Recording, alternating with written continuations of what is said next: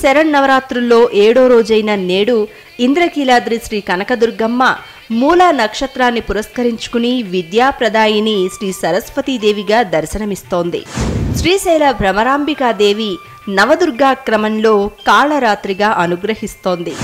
వరంగల్ భద్రకాళి అమ్మవారు శ్రీ సరస్వతీదేవిగా కటాక్షిస్తోంది.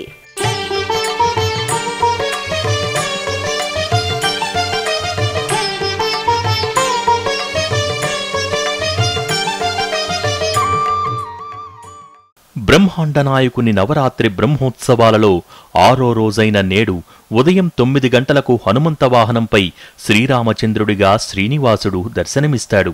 నవరాత్రి బ్రహ్మోత్సవాల్లో ప్రత్యేకంగా సాయంత్రం 5 గంటలకు శ్రీదేవి భూదేవి సమేతుడైన శ్రీనివాసుడికి పుష్ప పల్లకి ఉత్సవం జరగనుంది.